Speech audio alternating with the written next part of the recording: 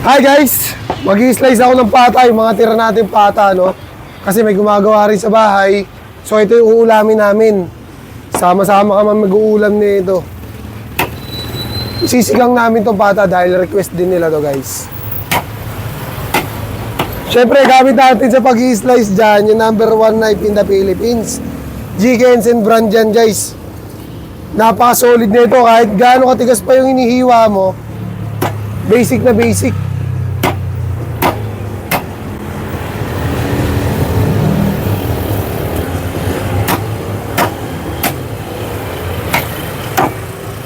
Basic na basic lang, oh.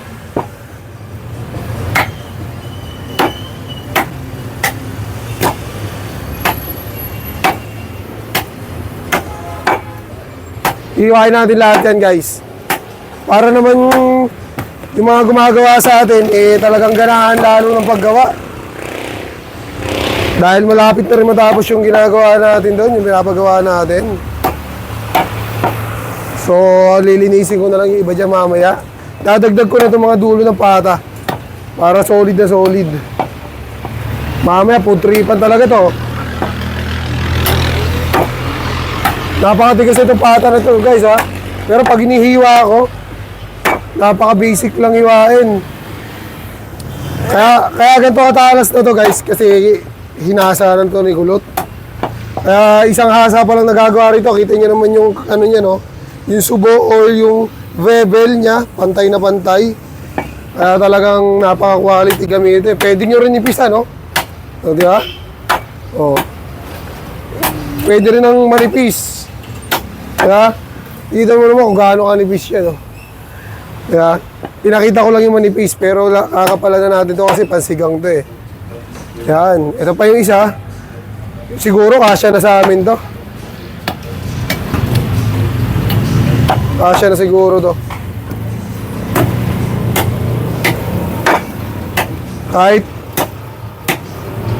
gaano katigas yung ini-slice natin, napaka-basic lang.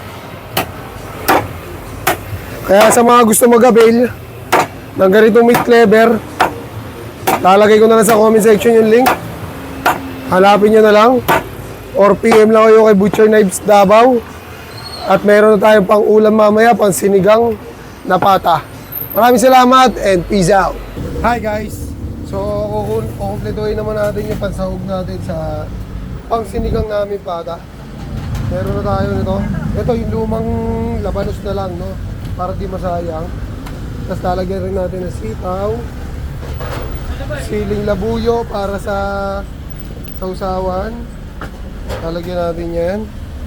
Tapos syempre di mawala yung kalamansi. Yan.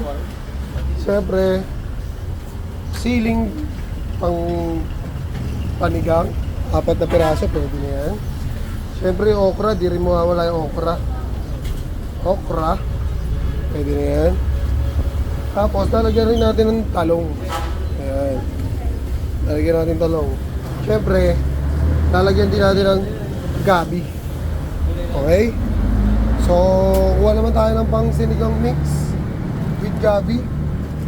Tatlo, para talagang solid kasi medyo marami yun. Para solid yung panigang natin. Tapos, lalagyan din natin ng dito naman yung mga sibuyas natin guys. Sibuyas, tsaka kamatis. Yan, lalagyan natin yan. Yan, tigdagan natin yung kamatis para masarap. Mura pa naman yung kamatis eh. Yung sibuyas, okay na pala yan, medyo mahal yung sibuyas. So, kumpleto na natin yung pansinigang natin na sahog. May kangkong na rin po, 2. So, kain na naman yan, let's go!